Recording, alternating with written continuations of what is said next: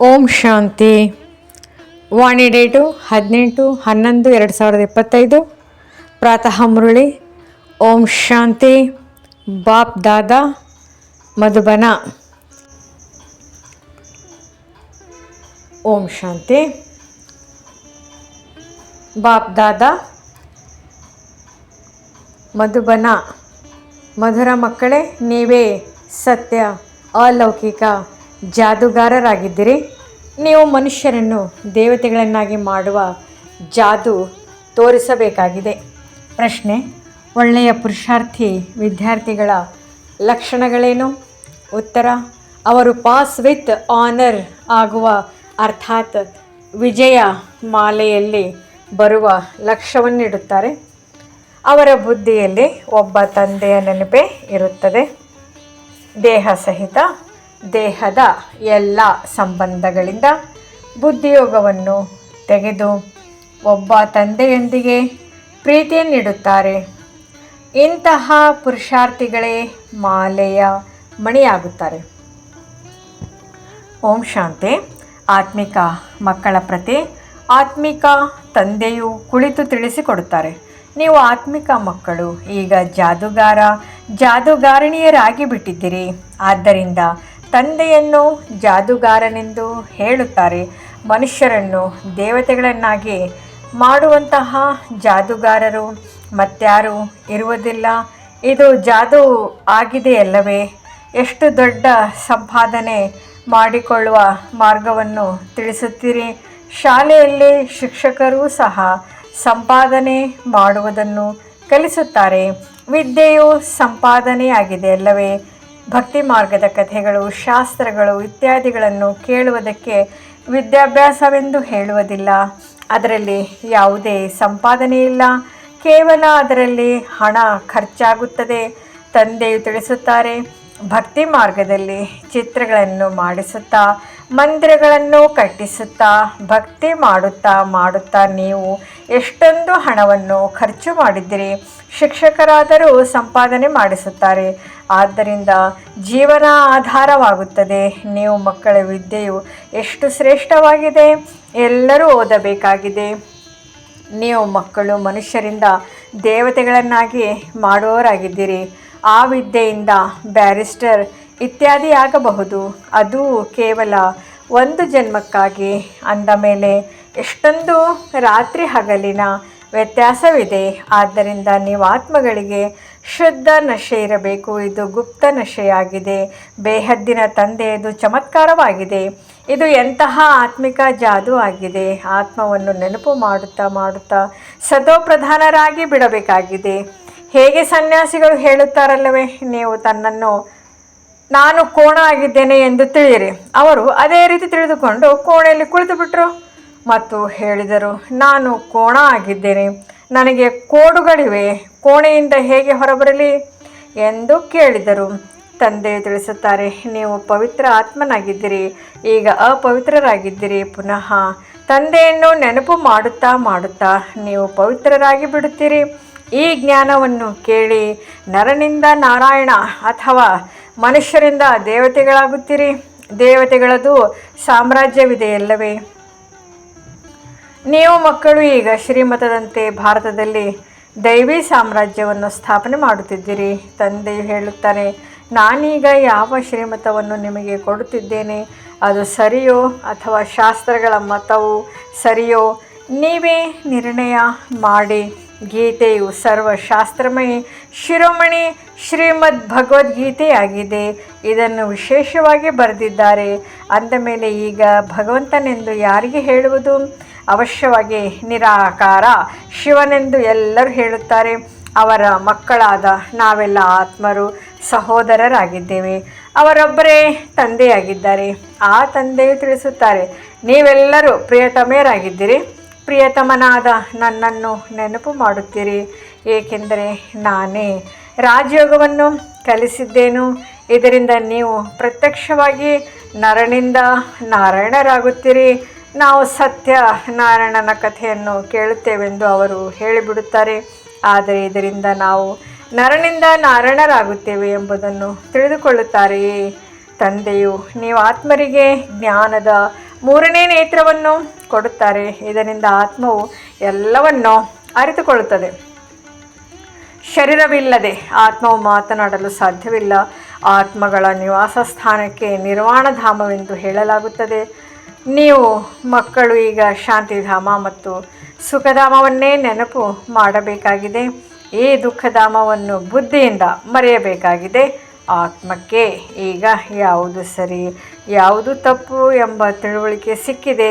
ಕರ್ಮ ಅಕರ್ಮ ವಿಕರ್ಮದ ರಹಸ್ಯವನ್ನು ತಂದೆಯು ತಿಳಿಸಿದ್ದಾರೆ.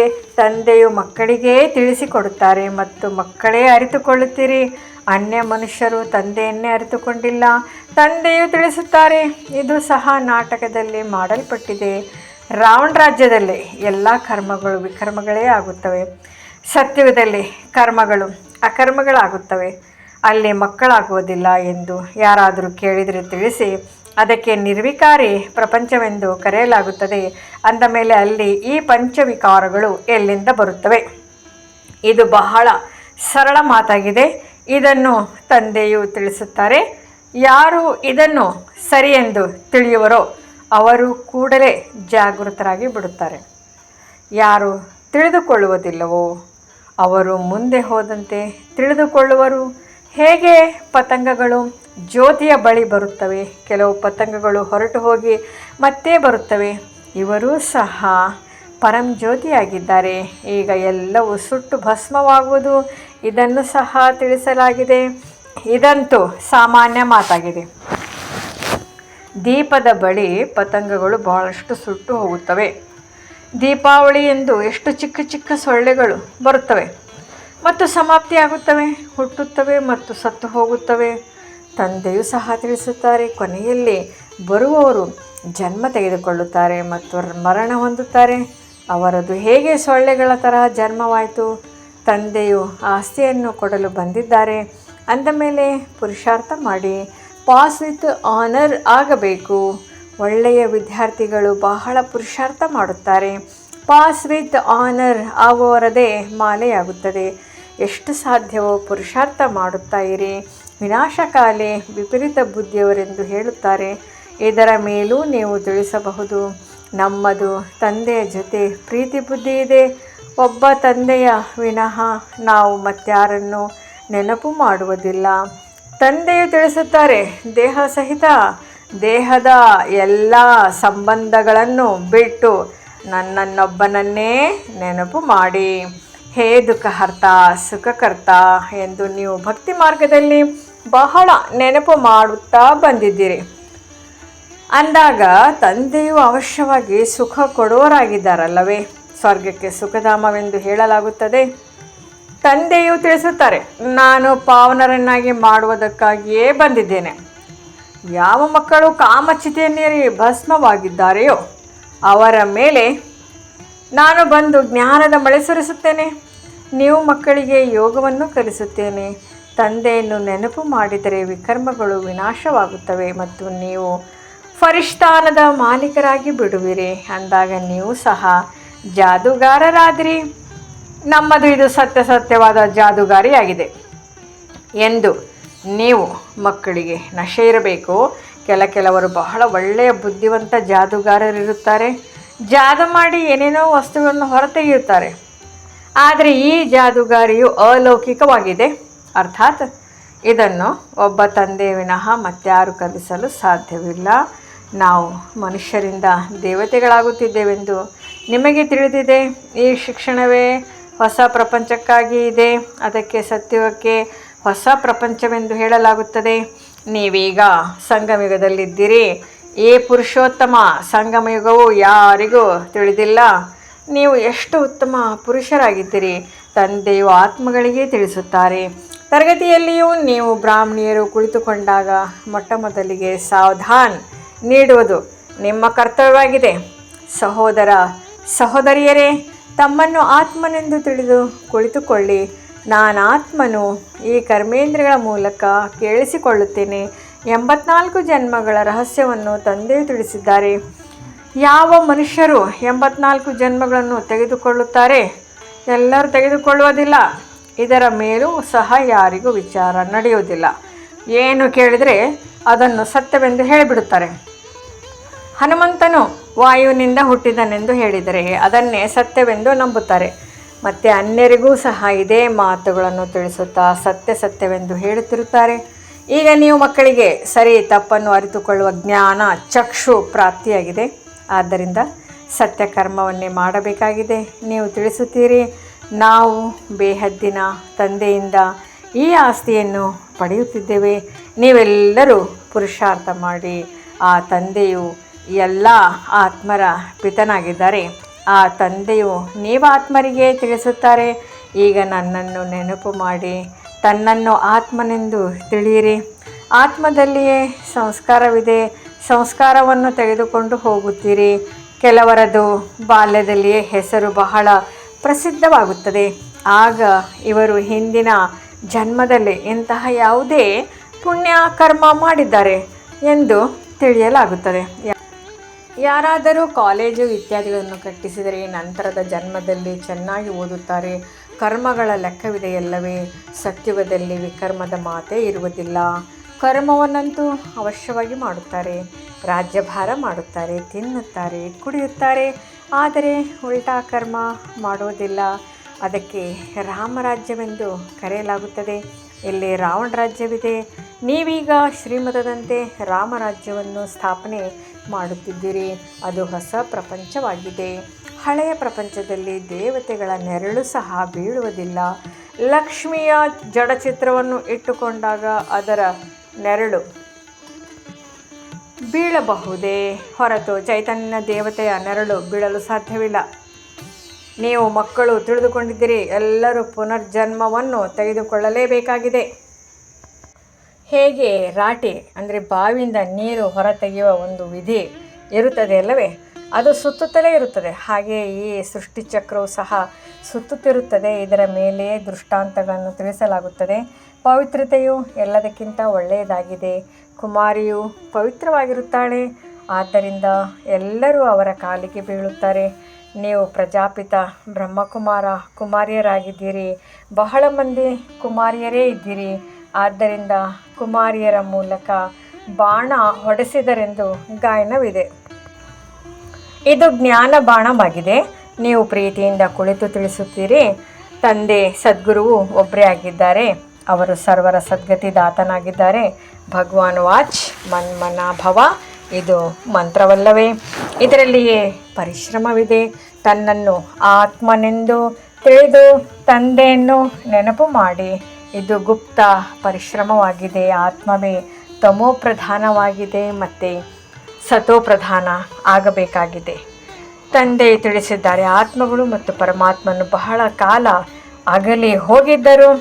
ಯಾರು ಮೊಟ್ಟ ಮೊದಲಿಗೆ ತಂದೆಯಿಂದ ಅಗಲಿದ್ದರೋ ಅವರೇ ಮೊಟ್ಟ ಮೊದಲಿಗೆ ಮಿಲನ ಮಾಡುವರು. ಆದ್ದರಿಂದ ಅಗಲಿ ಹೋಗಿ ಮರಳಿ ಸಿಕ್ಕಿದ ಮಕ್ಕಳೇ ಎಂದು ತಂದೆಯು ಹೇಳುತ್ತಾರೆ. ತಂದೆಗೆ ತಿಳಿದಿದೆ ಯಾವಾಗಿನಿಂದ ಭಕ್ತಿಯನ್ನು ಆರಂಭಿಸಿದಿರಿ ಎಂದು. ಇದು ಅರ್ಧ ಭಾಗವಾಗಿದೆ. ಅರ್ಧಕಲ್ಪ ಜ್ಞಾನ, ಅರ್ಧಕಲ್ಪ ಭಕ್ತಿ. ಹೇಗೆ ದಿನ ಮತ್ತು ರಾತ್ರಿ 24 ಗಂಟೆಗಳಲ್ಲಿ 12 ಗಂಟೆ AM, 12 ಗಂಟೆಗಳು PM ಇರುತ್ತದೆ, ಹಾಗೆ ಕಲ್ಪವೂ ಸಹ ಅರ್ಧ ಭಾಗವಾಗಿದೆ. ಬ್ರಹ್ಮನ ದಿನ, ಬ್ರಹ್ಮನ ರಾತ್ರಿ ಅಂದ ಮೇಲೆ ಕಲಿಯುಗದ ಆಯುಷ್ಯನ್ನು ಇಷ್ಟೊಂದು ಉದ್ದಗಲವಾಗಿ ಏಕೆ ಹೇಳುತ್ತಾರೆ? ನೀವೀಗ ಸರಿ ತಪ್ಪನ್ನು ತಿಳಿಸಬಲ್ಲಿರಿ. ಶಾಸ್ತ್ರಗಳೆಲ್ಲವೂ ಭಕ್ತಿ ಮಾರ್ಗದಾಗಿದೆ. ಮತ್ತು ಭಗವಂತನು ಬಂದು ಭಕ್ತಿಯ ಫಲವನ್ನು ಕೊಡುತ್ತಾರೆ. ಭಗವಂತನಿಗೆ ಭಕ್ತರ ರಕ್ಷಕನೆಂದು ಹೇಳಲಾಗುತ್ತದೆ ಅಲ್ಲವೇ? ಮುಂದೆ ಹೋದಂತೆ ನೀವು ಸನ್ಯಾಸಿ ಮೊದಲಾದವರಿಗೂ ಸಹ ಬಹಳ ಪ್ರೀತಿಯಿಂದ ಕುಳಿತು ತಿಳಿಸಿಕೊಡುತ್ತೀರಿ.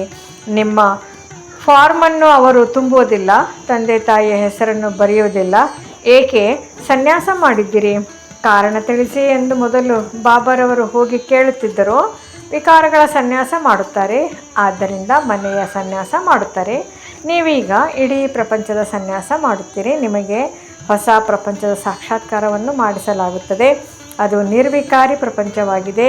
ಸ್ವರ್ಗದ ರಚಯಿತ ತಂದೆ ಸ್ವರ್ಗವನ್ನು ಸ್ಥಾಪನೆ ಮಾಡುವವರಾಗಿದ್ದಾರೆ. ಹೂದೋಟವನ್ನಾಗಿ ಮಾಡುವವರಾಗಿದ್ದಾರೆ.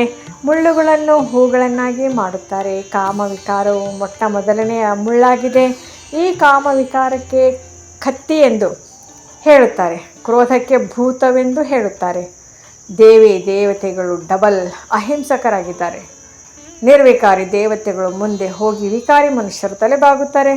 ನೀವೀಗ ತಿಳಿದುಕೊಂಡಿದ್ದೀರಿ, ನಾವು ಇಲ್ಲಿ ಓದುವುದಕ್ಕಾಗಿ ಬಂದಿದ್ದೇವೆ. ಉಳಿದಂತೆ ಈ ಸತ್ಸಂಗಗಳಲ್ಲಿ ಹೋಗೋದಂತೂ ಸಾಮಾನ್ಯ ಮಾತಾಗಿದೆ. ಅಲ್ಲಿ ಈಶ್ವರ ಸರ್ವ್ಯಾಪಿ ಎಂದು ಹೇಳಿಬಿಡುತ್ತಾರೆ. ಆದರೆ ತಂದೆಯು ಎಂದಾದರೂ ಸರ್ವ್ಯಾಪಿ ಆಗಲು ಸಾಧ್ಯವೇ? ತಂದೆಯಿಂದ ನೀವು ಮಕ್ಕಳಿಗೆ ಆಸ್ತಿ ಸಿಗುತ್ತದೆ. ತಂದೆಯು ಬಂದು ಹಳೆಯ ಪ್ರಪಂಚವನ್ನು ಹೊಸ ಪ್ರಪಂಚ ಸ್ವರ್ಗವನ್ನಾಗಿ ಮಾಡುತ್ತಾರೆ. ಕೆಲವರಂತೂ ನರಕವನ್ನು ನರಕವೆಂದು ಒಪ್ಪುವುದೇ ಇಲ್ಲ. ಸಾಹುಕಾರರು ತಿಳಿದುಕೊಳ್ಳುತ್ತಾರೆ, ಸ್ವರ್ಗದಲ್ಲಿ ಏನಿದೆ. ನಮ್ಮ ಬಳಿಯಂತೂ ಹಣ, ಅಂತಸ್ತು, ಮಹಲು, ವಿಮಾನ ಇತ್ಯಾದಿಗಳೆಲ್ಲವೂ ಇದೆ. ನಮಗಾಗಿ ಇದೇ ಸ್ವರ್ಗವಾಗಿದೆ. ಯಾರು ಕೊಳಕಿನಲ್ಲಿರುತ್ತಾರೆಯೋ ಅವರಿಗೆ ಇದು ನರಕವಾಗಿದೆ. ಆದ್ದರಿಂದ ಭಾರತವು ಎಷ್ಟೊಂದು ಬಡ ದೇಶ, ಕಂಗಾಲಾಗಿದೆ. ಈ ಚರಿತ್ರೆ ಭೂಗೋಳವು ಪುನಃ ಪುನರಾವರ್ತನೆಯಾಗುವುದು. ತಂದೆಯು ನಮ್ಮನ್ನು ಪುನಃ ಡಬಲ್ ಕಿರೀಟಧಾರಿಗಳನ್ನಾಗಿ ಮಾಡುತ್ತಾರೆಂದು ನಿಮಗೆ ನಶೆ ಇರಬೇಕು. ಭೂತ, ಭವಿಷ್ಯತ್, ವರ್ತಮಾನವನ್ನು ಅರಿತುಕೊಂಡಿದ್ದೀರಿ. ಸತ್ಯ ತ್ರೇತಾಯುಗದ ಕಥೆಯನ್ನು ತಂದೆಯು ತಿಳಿಸಿದ್ದಾರೆ. ನಂತರ ಮಧ್ಯದಲ್ಲಿ ನಾವು ಕೆಳಗಿಳಿಯುತ್ತೇವೆ. ವಾಮ ಮಾರ್ಗವು ವಿಕಾರಿ ಮಾರ್ಗವಾಗಿದೆ. ಈಗ ಪುನಃ ತಂದೆಯು ಬಂದಿದ್ದಾರೆ. ನೀವು ತಮ್ಮನ್ನು ಸ್ವದರ್ಶನ ಚಕ್ರಧಾರಿ ಎಂದು ತಿಳಿಯುತ್ತೀರಿ. ಚಕ್ರವನ್ನು ತಿರುಗಿಸಿ ಇದರಿಂದ ತಲೆ ಕತ್ತರಿಸುತ್ತೀರಿ ಎಂದಲ್ಲ, ಕೃಷ್ಣನಿಗೆ ಚಕ್ರವನ್ನು ತೋರಿಸಿ ಕೃಷ್ಣನು ರಾಕ್ಷಸರನ್ನು ಚಕ್ರದಿಂದ ಕೊಂದನೆಂದು ಹೇಳುತ್ತಾರೆ. ಆದರೆ ಇದು ಸಾಧ್ಯವಿಲ್ಲ. ನೀವು ತಿಳಿದುಕೊಳ್ಳುತ್ತೀರಿ, ನಾವು ಬ್ರಾಹ್ಮಣರು ಸ್ವದರ್ಶನ ಚಕ್ರಧಾರಿಗಳಾಗಿದ್ದೇವೆ. ನಮಗೆ ಸೃಷ್ಟಿಯ ಆದಿಮಧ್ಯ ಅಂತ್ಯದ ಜ್ಞಾನವಿದೆ. ಸತ್ಯುಗದಲ್ಲಿ ದೇವತೆಗಳಿಗಂತೂ ಈ ಜ್ಞಾನವಿರುವುದಿಲ್ಲ. ಅಲ್ಲಿ ಸದ್ಗತಿ ಇರುತ್ತದೆ. ಆದ್ದರಿಂದ ಅದಕ್ಕೆ ದಿನವೆಂದು ಹೇಳಲಾಗುತ್ತದೆ. ರಾತ್ರಿಯಲ್ಲಿಯೇ ಕಷ್ಟವಾಗುತ್ತದೆ. ಭಕ್ತಿಯಲ್ಲಿ ದರ್ಶನಕ್ಕಾಗಿ ಎಷ್ಟೊಂದು ಹಠಯೋಗ ಇತ್ಯಾದಿಗಳನ್ನು ಮಾಡುತ್ತಾರೆ. ನೌದಾ ಭಕ್ತಿ ಮಾಡುವವರು ಪ್ರಾಣ ತ್ಯಾಗ ಮಾಡುವುದಕ್ಕೂ ತಯಾರಾಗಿ ಬಿಡುತ್ತಾರೆ. ಆದ್ದರಿಂದ ಸಾಕ್ಷಾತ್ಕಾರವಾಗುತ್ತದೆ. ಡ್ರಾಮಾನುಸಾರ ಅಲ್ಪಕಾಲಕ್ಕಾಗಿ ಅವರ ಇಚ್ಛೆ ಪೂರ್ಣವಾಗುತ್ತದೆ. ಬಾಕಿ ಈಶ್ವರನು ಏನನ್ನು ಮಾಡುವುದಿಲ್ಲ. ಅರ್ಧಕಲ್ಪ ಭಕ್ತಿಯ ಪಾತ್ರವು ನಡೆಯುತ್ತದೆ. ಒಳ್ಳೆಯದು. ಮಧುರಾತಿ ಮಧುರ. ಅಗಲಿ ಹೋಗಿ ಮರಳಿ ಸಿಕ್ಕಿರುವ ಮಕ್ಕಳ ಪ್ರತಿ ಮಾತಾ ಪಿತಾ ಬಾಬ್ದಾದರವರ ನೆನಪು, ಪ್ರೀತಿ ಹಾಗೂ ಸುಪ್ರಭಾತ. ಆತ್ಮಿಕ ಮಕ್ಕಳಿಗೆ ಆತ್ಮಿಕ ತಂದೆಯ ನಮಸ್ತೆ. ಧಾರಣೆಗಾಗಿ ಮುಖ್ಯ ಸಾರ.